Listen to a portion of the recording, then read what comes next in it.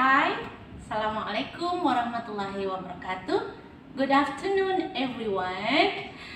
Hi good people, hi good listener. Welcome back to my channel with Miss Waryanti. Miss Wa, mostly people call my name. With Miss Wa, today we have the agenda for learning English for the basic wabarakatuh.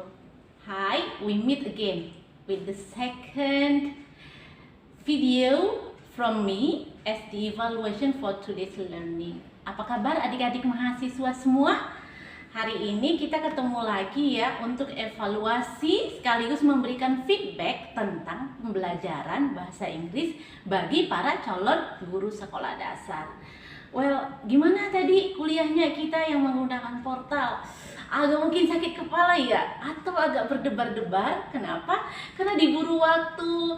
Terus kebingungan juga dengan apa? Sinyalnya, ya ampun, sini soal diberikan, sinyal juga di situ bermasalah, akhirnya terlambat pengiriman segala macam ya.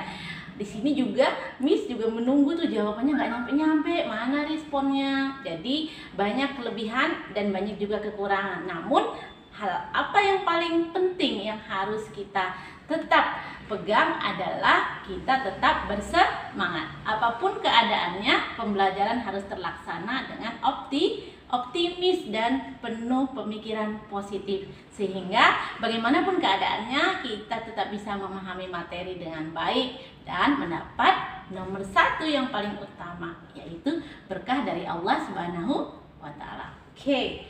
Nah, balik lagi kita membahas tentang pembelajaran bahasa Inggris.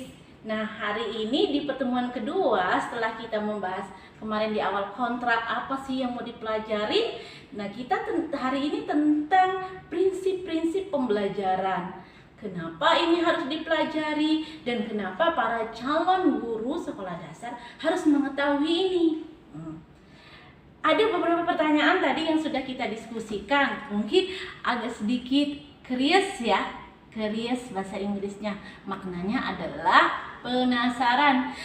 Bagaimana tuh yang paling penasaran? Tadi ada request yang pertama, Bu, kenapa sih Bu kok mesti seorang calon guru atau para pembelajar bahasa Inggris mahasiswa ini ya harus memiliki pelafalan yang fasih?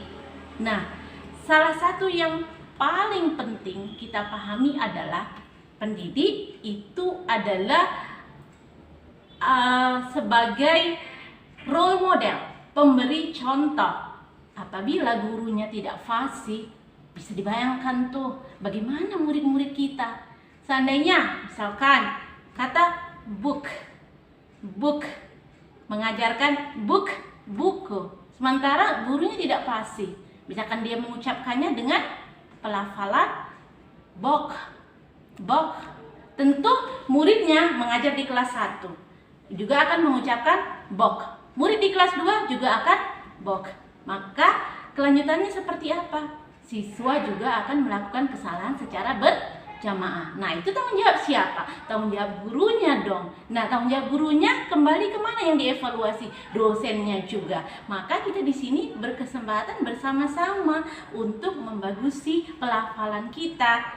Artinya prinsip pembelajaran itu juga tidak terlepas dari peranan seorang guru. Makanya dari proses pembelajaran, salah satu hal penting yang perlu difokuskan untuk dimaksimumkan dari segi kualitas adalah guru sebagai sumber ilmunya. Salah satu sumber ilmu. Tidak bisa kita katakan satu-satunya sumber ilmu. Kenapa? Karena sumber ilmu itu beragam. Namun guru ini sebagai sumber ilmu yang mentransfer pengetahuan yang sudah diketahuinya lebih awal. Bukan berarti sumber utama. Hanya menjelaskan, memaparkan bagian mana yang tidak bisa dipahami oleh siswa. Baik itu dari segi dosen, bagian mana yang tidak bisa dipahami oleh mahasiswa setelah mereka membaca, mengumpulkan banyak informasi. Disitulah letak kita diberi penjelasan lebih lanjut. Oke, nah kita mau memberitahu tentang proses pembelajaran. Pasti pembelajaran itu ada 3 hal penting yang harus dimengerti tentang proses pembelajaran. 1, peserta didik. kedua materi, dan yang ketiga adalah si pengajar. Pengajar, materi, dan peserta didik. Artinya, kenapa pembelajaran itu mencakup 3 hal ini? Karena tidak bisa proses pembelajaran itu berlangsung apabila tidak ada pengajar, apabila tidak ada siswa sebagai pembelajar, dan apabila tidak ada materi yang diajarkan. Lantas pertanyaan berikutnya adalah, kenapa kita harus mempelajari prinsip-prinsip pembelajaran ini dalam pengajaran bahasa Inggris? What is the main point? What is the main purpose from this? Why we should learn a lot about the principle of learning, the principle of teaching English?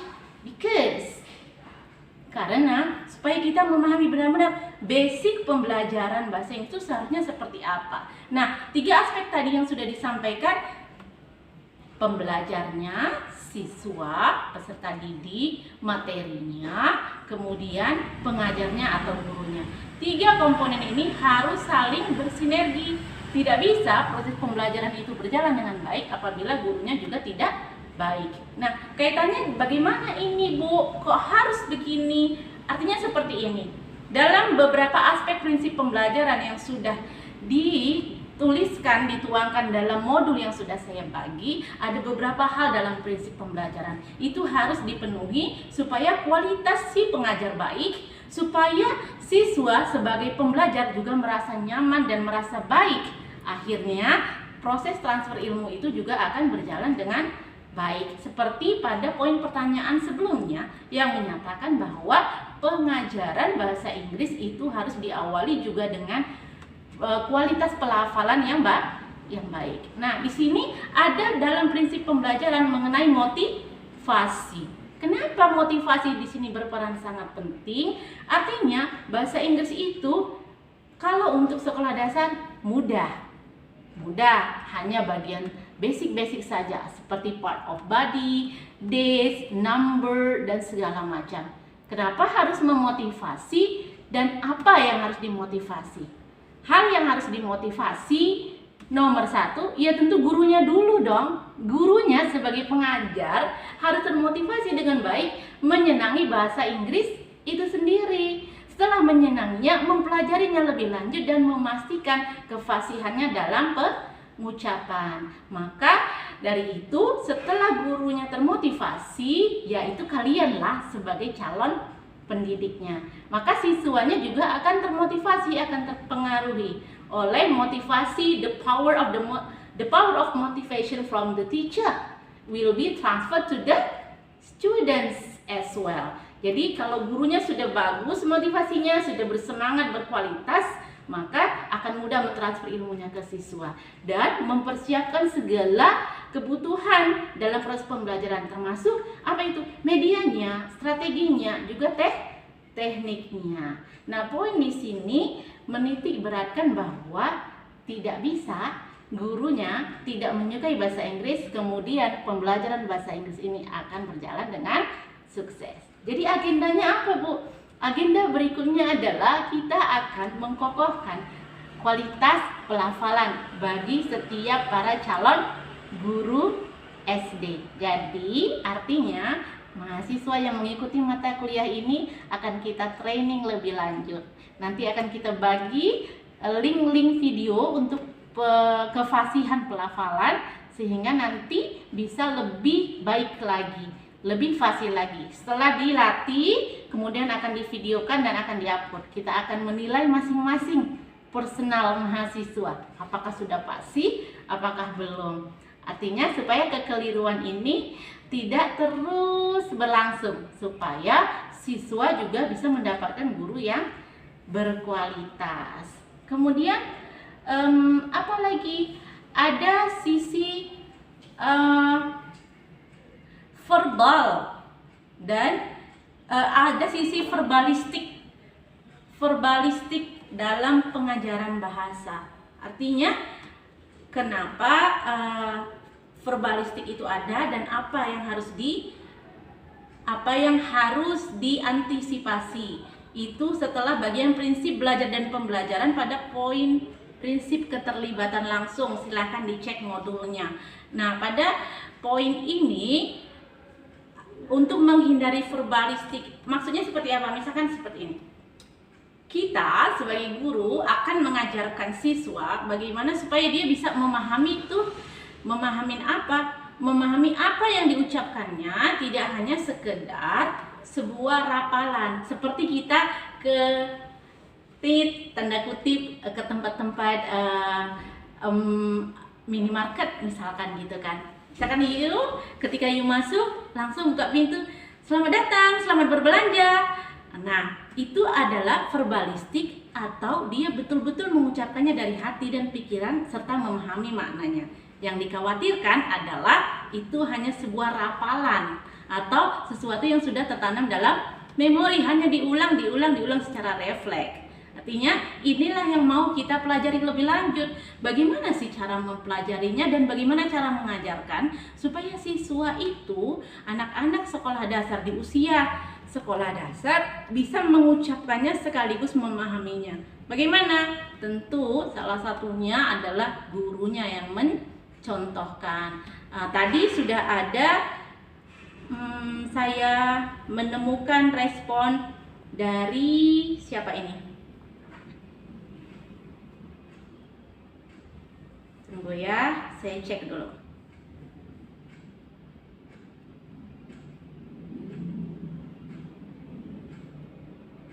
Sebentar.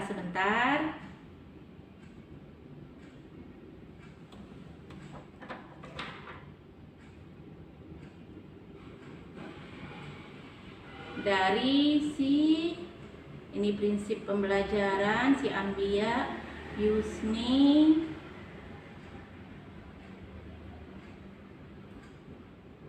kemudian ada Melani. Ini dari Yusni Pratiwi ya. Yusni Pratiwi. Kita tadi membahas tentang prinsip keterlibatan langsung. Apa sih maksudnya? Seperti apa sih? Nah, ini jawaban dari si Yusni. Karena istimewa kita bacakan ya. Si Yusni menyatakan bahwasannya prinsip keterlibatan langsung adalah di mana proses pembelajaran yang menempatkan peserta didik diikut sertakan dalam pembelajaran agar tidak menjadi siswa yang verbalistik, tahu kata tidak tahu makna. Jadi misalkan di sini dia menyebutkan hand tangan red merah, itu cuma dirapalkan namun tidak memahami apa sih hand itu, yang mana sih hand itu, yang mana si red itu, tidak diberikan interaksi lebih lanjut, maka dia akan menjadi hanya verbalistik, tahu hand, tapi tidak tahu bahwa hand itu yang ini hand tangan. Misalkan use your hand, right hand, tangan kanan dan lain sebagainya. Nah, di sini Yusni memberi contoh juga untuk kita. Apa menurut si Yusni Pratiwi? Ini bravo ya for Yusni Pratiwi karena sudah aktif sekali dari awal, cepat merespon dan lengkap. Nah, Yusni menyatakan bahwasanya contoh penerapan pengajaran bahasa Inggris yang menurut Yusni yang memiliki keterlibatan langsung bagi siswa adalah metode TPR atau bahasa Inggrisnya selengkapnya adalah Total Physical Response Method, yaitu contoh pembelajaran dengan metode yang mengenalkan kata per kata dengan actionnya. Sebagai contohnya menurut Yusni seperti ini nih yang dikasih contoh sama Yusni. Kata Yusni misalkan kata stand up. Stand itu artinya berdiri. Nah, ketika mengucapkan stand up, jadi tidak hanya lisan, tapi ketika stand up semua siswanya diajak berdiri. Stand up please, sit down, duduk semua siswanya. Seperti itu. Jadi itu merupakan penerapan dari Total Physical Response Method. Contoh dari pernyataan si Yusni Pratiwi. Kemudian apalagi menurutnya bahwa di sini kita perlu menekankan pada pengenalan bahasa tulis atau written language, walaupun sekali-sekali menuliskan kata tersebut tapi tidak menjadi keharusan. Nah, ini kunci yang perlu diingat. Apa tuh adik-adik mahasiswa?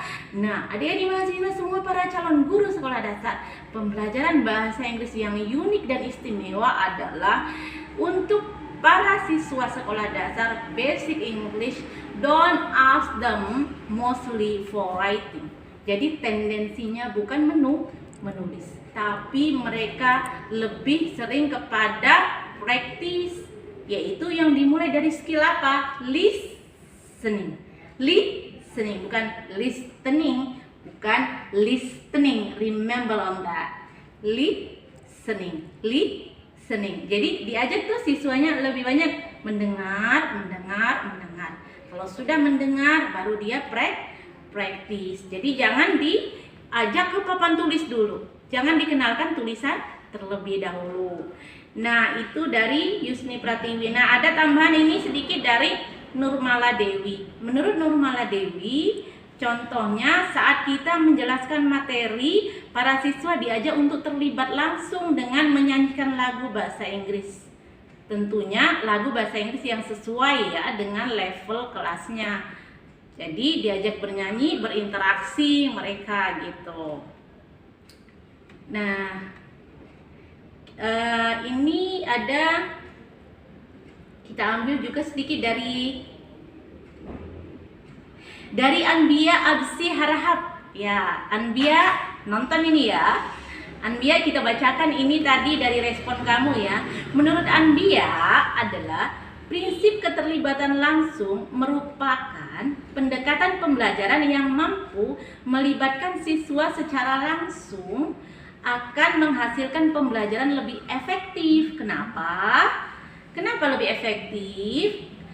Karena pembelajaran langsung itu akan dapat mencapai tujuan pembelajaran dan learning by doing menurut si Ambia, yakni dengan pembelajaran bahasa Inggris bagi siswa sekolah dasar tersebut belajar dengan melakukannya secara langsung. Tidak jauh berbeda tadi ya dari pemaparan si Yusni.